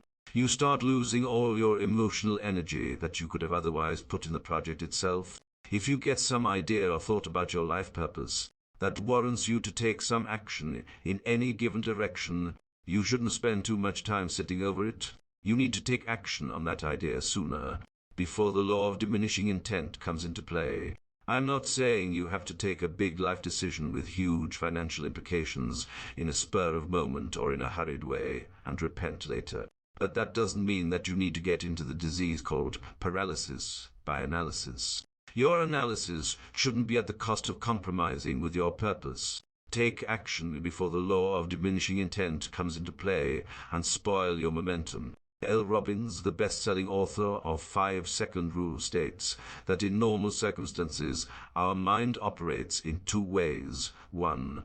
And 2. Applying emergency brakes. It means that we keep on doing the things the way we have always done it, due to our mind being on autopilot basis. Whenever we get inspired to take some different action or try something new, and if we take a longer time to take action on it, our mind applies emergency brakes. She therefore suggests we need to take prompt actions if we are trying to do something out of our routines, else we will simply get lost in paralysis by analysis situation. Use the first law of physics. You learned about one principle from chemistry earlier. Now let's take another principle from physics. Do you remember what the first law of physics is?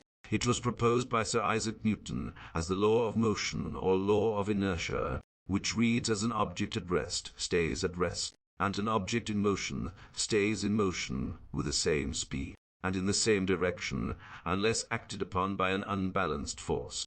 Now let's not do injustice with this law by limiting its application to physics only. This law applies everywhere in our lives. Once you started taking action on something, you end up doing that activity for a longer time. I'm sure you must have many examples in your life where you'd have already experienced this. Maybe you didn't want to start on any project because it seemed difficult initially. However, since there was a deadline, you had no choice but to start it, and boom, you realized within short time you were into the full action mode. Here the Newton's first law of physics was helping you out, in business and generally in any area of life.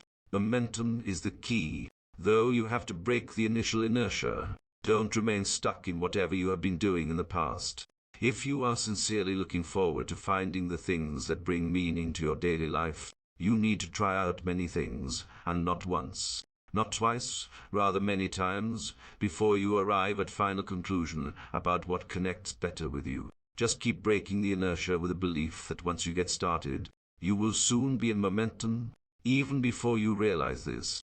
Stephen King, the best-selling author, beautifully put the way he brings momentum in his game in the words below: amateurs sit and wait for inspiration. The rest of us just get up and got to work. King knew by his experience, once you set yourself to work, soon you will get into it. Thanks to this Newton's law, upon asking how King could write so many novels at a faster pace, he confirmed he would sit on his writing desk between 8 a.m. to 8:30 a.m.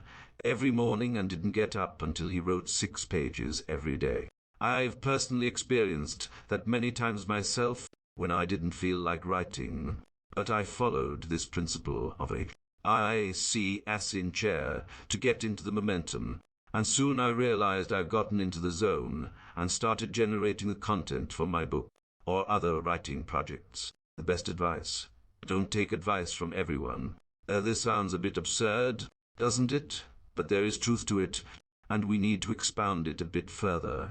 I'd say that only for certain things, it's better to take advice, but for most of other things in life, it's not good advice to seek advice. For example, if you are a 3-year-old kid who doesn't know fire can burn you, or if you don't know deep water can be a problem for you, then it's really a good idea to listen to advice from your elders. Advice is important for a while, like watch out for cars, don't eat worms, flush the toilet, etc. But when you are grown up and can think about yourself, then it's not the right approach in most cases. Let's talk more specifically about this in the context of your life's purpose. You see, there are more than 7 billion humans on the planet, and no two humans are alike in all respects. You know already that while the faces of two people might resemble each other, but the fingerprints of two people will never be same. The same is true with eye retinas and tongues. God didn't think about the way Ford, Apple, or any other company thought and designed their products. All cars of the same model or all phones of the same model will look exactly similar, because universe loves uniqueness, novelties and variety, and therefore nothing created by nature is alike. Everything is different. Not only physical appearances, but there are vast differences between thoughts, emotions and feelings of different persons. Everyone is different in some way. The same applies to your purpose or you, why behind what you do. You won't have similar reasons to get motivated as your parents or your siblings have. Even if you are part of the same family, different things motivate different people. Therefore, if your elder brother is motivated to become a chief executive officer of a big company, it doesn't mean your heart can't beat for creating new songs or writing a romance novel. Both of you have different reasons, different ikigai in your lives. Now would it make sense to take advice about a new adventure program from your brother, who is probably the last one on this planet to ever think about your crazy adventures? Absolutely not. Successful people know when it's important to stop taking advice and start listening to yourself. Stop taking advice from people, especially from those who are not motivated by the similar drives as you are. The answers are all inside you. Think deep and decide what's best. Having said that, if you wish to take advice from outside, then be selective in taking advice. Take advice from only the people who are ahead of you on the same journey as you are, who are your role models for level of success you want to achieve. If you want to be the best basketball player, go and listen to what Michael Jordan has to tell you. However, if becoming a social media entrepreneur is what pulls you, then listen to what Facebook, Twitter, and Instagram folks are talking about. Ow. Chapter 7. You know by now, finding your why behind what you do is not some straightforward simple formula. Rather, it's an exploration.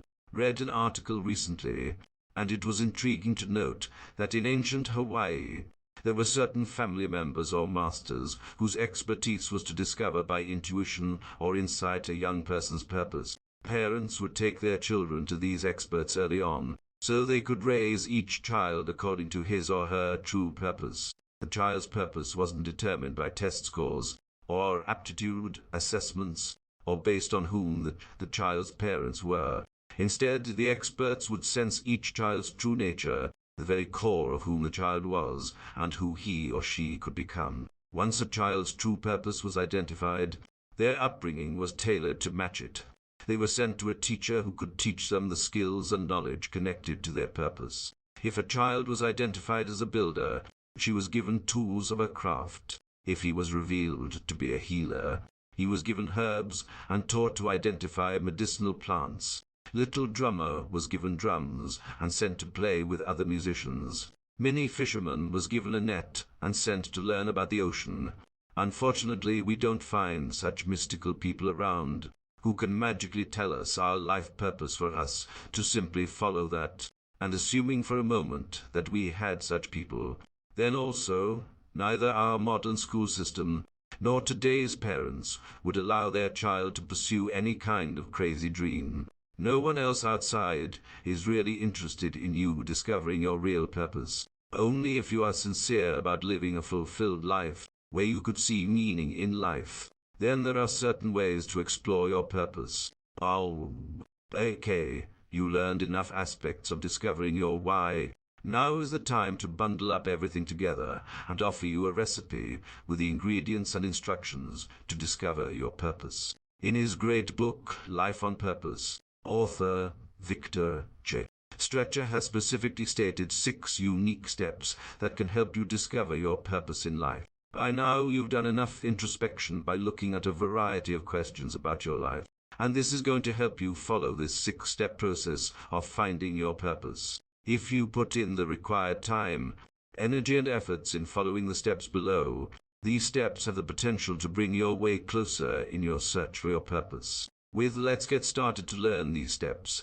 Step 1. Ascertain your life's core values. In one of the previous sections, you already learned in detail about the different types of values that different human beings can have in their lives. Below I have again stated a list of the most common values that people have as a ready reference, to help you avoid referring back to the previous chapters. You can choose your 3 top values of life. If you think you have some different life values, which is not on this list, you can write down that below and choose that as your core value to complete your list of 3 core values. To give an example, my top 3 values are freedom, adventure, and love, which I have followed for many years unknowingly.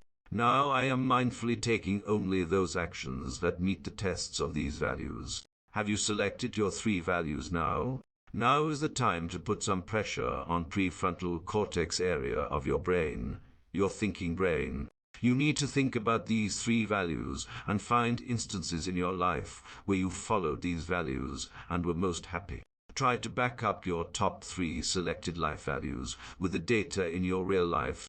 This will strengthen your belief that you have chosen and already followed some set of values. Step 2. Find a role model and emulate. Now select any person who you think should be your role model in the pursuit of your chosen values. This person could be anyone, your family member, or any historical figure.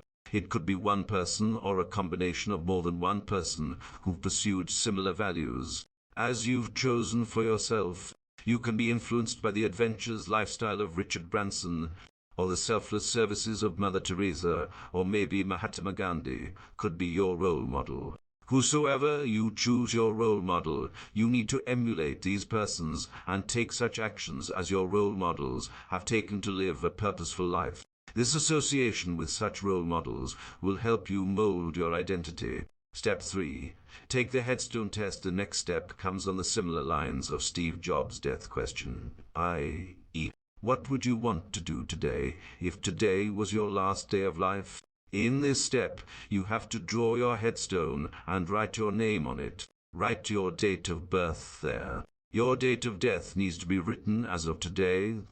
Now think about it. What's going to be your one-line epitaph? What is something special by which you want to be remembered after you have gone?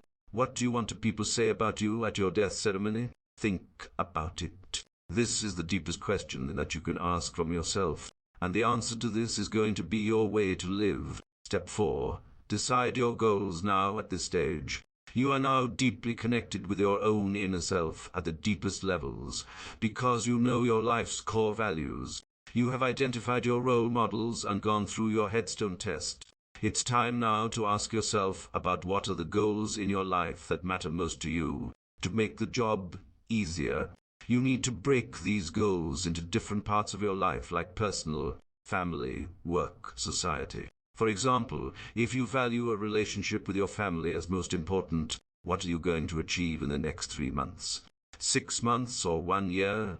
Either you will target meeting your closest friends once in a month, or maybe you can set a goal to travel to somewhere outside your town with your closest family members and spend intimate moments with them. The same applies to your other values, be it adventure, success, freedom, creativity, whatever it is. Set time-bound specific goals that will help you to move further toward your values. While deciding your goals, you need to be mindful that your goals address your core needs.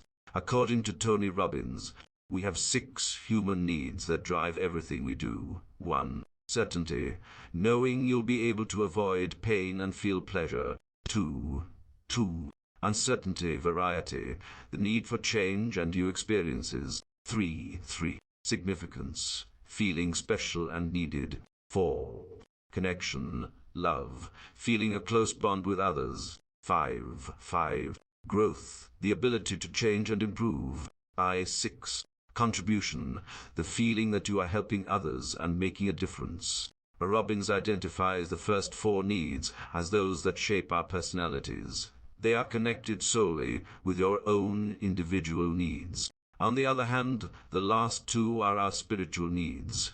These needs to require you to expand beyond your own selves. Remember, if you focus only on your own individual needs, You will become successful in the material world.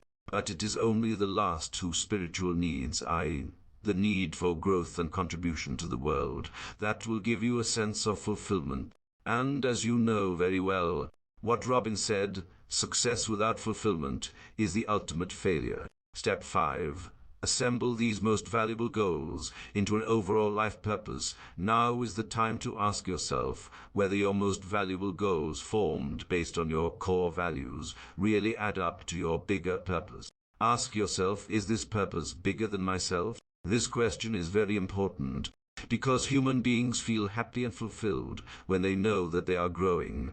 Limiting your life's purpose to your own needs will ultimately lead you feeling empty from inside and unfulfilled, because just fulfilling your own needs of food, travel, and entertainment only will start to lose its meaning. Only if your purpose is bigger than your own individual needs, you'll have an assurance of your own evolution as a human being and growth. Because humans have the apex need of self-transcendence, as you already read earlier in the book. Therefore, plan your most valuable goals and assemble them into your life purpose, keeping in mind all your human needs. That makes your purpose bigger than yourself. Step 6. Practice the purpose. Now is the time to practice and live the purpose day in, day out. Post your why on a place you'll see every day. Talk about your life purpose with people close to you. As you noted earlier, that purpose evolves with practice. Keep practicing your purpose. If sometime later you realize this purpose doesn't fit with your core values, don't hesitate to change the purpose. You must keep exploring and finding the purpose. As you know already the rules of the game, the purpose keeps on evolving over a period of time. If you follow the above steps to ascertain your why, you will progress faster in your purpose discovery journey. Chapter 8. I hope you've been able to make progress to find your why based on the triggering questions and the steps explained in the previous sections. At least this helps you to get moving in a direction with an assurance you are going on the right path. But hang on. Want to caution you here. Don't assume you got a lifetime certification badge on your collar with engraving purpose discovered. As you know the principles of purpose discovery, you will come across different things and obstacles which can drive you from your path. You will often feel disillusioned and wonder whether the path you've chosen is right or not. You might sometimes feel that something is not right, though deeper inside there is a nudge to keep going. This is a frustrating situation, as you don't know whether to move on or change the course. You're not pretty sure how should you handle this. Would like to explain it with a small story of Paula. Paula was a chief executive officer of a medium-sized business and quite instrumental in running the entire business operations. She was intelligent, quick decision taker, and people in the organization would often say, Paula was everywhere. They said Paula front and center. But recently, Paula was confused why she was not able to focus well on the key activities. She delayed taking decisions and also avoided confronting certain important issues. She knew something was definitely wrong, but she was not able to figure out where the lapse was. In fact, she got remarks from the staff that she was not paying attention to them. She missed appointments and forgetting to discuss the focal points at the key stakeholders' meetings. Since she was a bright and intelligent person and was sincerely looking for it, she finally stumbled upon the core reason of her problem, which she was least expecting. Paula had a secretary, Amy, who managed the complete flow of information to and from Paula to every in and out of the organization. But lately Amy was feeling too burnt out that she was not managing the flow of information and communication to Paula well. Amy was communicating half information to Paula or forgetting to deliver the message about some urgent action. And Paula bore the brunt of all this, as it was she who appeared stupid in front of others. After this revelation, Paula knew Amy needed a break to regain her concentration to handle the things well. Okay, now let's connect this story with our own brains. In fact, this story is all about how our brain works. Our brain has a part called prefrontal cortex, or PFC, equivalent to Paula front and center. PFC is one of the most important portions of our brain as it controls all the executive functions of the brain. It directs our attention, focuses on most important activities, helps us to make the best decisions after analyzing the complex information, and coordinate millions of bytes of information in the brain to arrive at logical conclusion. In the nutshell, if your FC doesn't work, you're into a big trouble. And this can happen if there is brain damage. And another reason to disturb your FC is stress. When we are stressed due to our day-to-day challenges or difficult timelines, it hampers the proper functioning of another part of our brain called amygdala. Compare it with Amy in above story. Amygdala is also called the fear center of our brain. It's responsible for survival of human beings since primitive ages, as it is amygdala that generates the fight or flight response to any situation. It alerts the PFC to either fight at a given situation or avoid the situation by fleeing away from that place. But when you're in stress, amygdala starts malfunctioning and starts generating unnecessarily fight or flight response.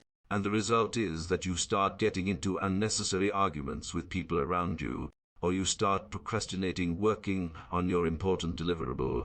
The whole point is the stressed amygdala disturbs your FC and you start getting disconnected from your purpose and the most important actions needed to move toward your purpose. Now, when you are working toward your most important goals, directed toward your purpose, there will be uncertainties or difficult situations coming in your life. And in those times, you start getting disconnected from your purpose or why of what you wanted to do. In the toughest times, when you don't feel that energy to move toward your goals, it's very important to reconnect with your purpose. Great advice. But you would ask, how do you get reconnected with your purpose?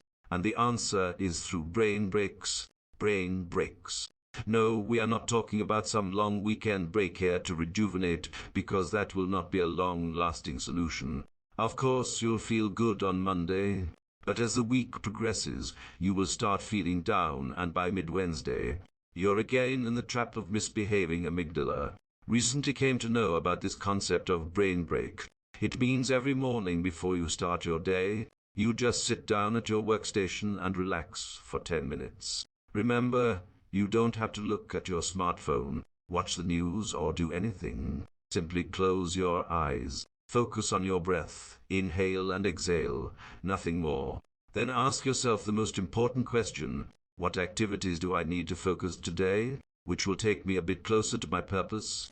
This simple break helps you to wash away your old distractions and silences your inner critic. This brain break exercise, by way of focusing on your incoming and outgoing breath, is a form of mindfulness meditation. The good part, you don't need to sit in any particular lotus or other difficult body position. You just need to focus and make your breath as anchor. The magical effects of mindfulness. The neuroscience proves that this simple exercise does the job of calming down your amygdala, and which helps it to pass on the right set of information to your FC. With proper functioning of amygdala, FC focuses better on its executive functions and enables you to take the best judgments, and you can better focus on your purpose. In her book, The Willpower Instinct, How Self-Control Works, Why It Matters, and What You Can Do to Get More of It, the author Kelly McGonigal, psychologist and researcher, describes the overall benefits of this mindfulness exercise on humans. She states that you don't need a lifetime of meditation to see the results, and explains intense meditation for few hours shows great results. In her words from the books, she explains that some researchers have started to look for the smallest dose of meditation needed to see benefits. One study found just 3 hours of meditation practice led to improved attention and self-control. After 11 hours, researchers could see those changes in the brain. The new meditators had increased neural connections between regions of the brain important for staying focused, ignoring distractions, and controlling impulses. Another study found that 8 weeks of daily meditation practice led to increased self-awareness in everyday life, as well as increased gray matter in corresponding areas of the brain. It may seem incredible that our brains can reshape themselves so quickly, but meditation increases blood flow to the prefrontal cortex. In much the same way that lifting weights increases blood flow to your muscles, the brain appears to adapt to exercise in the same way that muscles do, getting both bigger and faster in order to get better at what you ask of it. If you have problem, sit down for 10 minutes in the beginning. You can take the help of some guided meditation, which is available for free on many smartphone apps like Headspace, Calm, Wilson, etc. In my book, The Mindful Mind, I have captured various aspects of mindfulness, including the benefits as confirmed by neuroscience and the best ways to get started immediately, the best way to do breathing exercise. The above technique of focusing on breathing for 10 minutes gives many enhanced benefits if you learn to take slow breaths. You'd ask, how slow? Is there any metric to measure that? Yes, here is what you need to do. Breathe so slow that it is just 4 to 6 breaths per minute only. Each breath in and out will take 10 to 15 seconds. It will be initially little difficult, but you can master it with some practice. It's not that hard to learn. Explaining the benefit of this technique of slow breathing, Kelly McGonigal states the slowdown of breathing activates the prefrontal cortex and increases heart rate variability, which helps shift the brain and body from a state of stress to self-control mode. Few minutes of this technique will make you feel calm, in control and capable of handling cravings or challenges. Just breathe in for a count of 4, and then breathe out for a count of 6. Do it few times, and you will start getting the benefits of relief from any anxiety, but geared up for taking the next action. Therefore, to enable you to stay connected with your purpose, take brain breaks regularly, and don't allow your Amy to malfunction and distract Paula in delivering her best work. Let's continue the momentum, and I'll see you in the next chapter. Ow. Chapter 9. The clarity of purpose is such a wonderful gift that it has the potential to lead you to the state of ultimate flow. Have you ever experienced a state of flow in your life? Believe every person must have felt a state of flow at some point of time in their life. The state in which they would have had immersed so much in the activity they didn't realize that time simply flew away. It could be doing the work you love. It could be playing the sport you've always loved. Or it could be sitting with your loved one since morning, and you didn't realize when the sun had set. What is flow and what people experience in flow state? Flow happens when you are engaged in something you are passionate about. Different names are given to this state of consciousness, like runner's high, being in the zone, or peak performance. To define flow is the term used by researchers to indicate the optimal state of consciousness, those highest moments of total absorption by the activity we are into, in such a way that we lose our own sense of existence. In such states, time seems to fly, and the performance of such person goes through the roof. The flow state has been described by the world's greatest thinkers as the most productive and creative state of mind in which work doesn't remain work anymore, or rather it becomes a joy. Flow obviously doesn't sound to be a sober scientific topic to be explored. Still, there had been few people who were curious to explore about this concept of flow, to understand the science behind this, and how does it feel when someone experienced that state of being. Hungarian psychologist Mihaly Csikszentmihalyi was one such person who embarked upon this journey to dig deeper into the state of being that generates the highest levels of performance by an individual. He recognized and named this psychological concept for this heightened state of consciousness as flow. In one of his talks, he described that based on his studies and interviews of more than 8,000 people around the world, from Dominican monks to blind nuns to Himalayan climbers to Navajo shepherds, who enjoy their work regardless of the culture, regardless of education or whatever, he found that below are the 7 conditions that are present when a person is in a state of flow. They are completely involved in what we are doing, focused and concentrated, a sense of ecstasy, of being outside everyday reality, greater inner clarity, knowing what needs to be done, and how well we are doing, knowing that the activity is doable, that our skills are adequate to the task, a sense of serenity, no worries about oneself, and a feeling of growing beyond the boundaries of the age, timelessness, thoroughly focused on the present, Hours seem to pass by in minutes. Intrinsic motivation, whatever produces flow, becomes its own rewards. If you can relate to it and even imagine such scenario, this is a state of ultimate joy. The best part is that in such a state, the levels of performance undoubtedly are of the highest quality and at excitingly fast pace. That's why scientists have been trying to get deeper into the subject and examine exactly what happens inside the human brain that leads to such a state of heightened performance. Sounds quite interesting, doesn't it? Yes, it is the ultimate joy when you are deeply immersed in something and delivering your best shot. Good news. If you've got the clarity of purpose, you're closer to attaining the state of flow. With clear purpose, you can direct your attention solely to that dream. The way Arjuna in Mahabharata was focusing on the eye of fish moving in the water with the objective to pierce its eye with his arrow. That's the power of clarity of objective. Attention is the psychic energy. In his book, Flow, The Psychology of Optimal Experience, Mihaly Csikszentmihalyi explains that attention is the psychic energy. He states that the mark of a person who is in control of his consciousness is his ability to focus attention at will, to be oblivious to distractions, to concentrate as long as it takes to achieve a goal.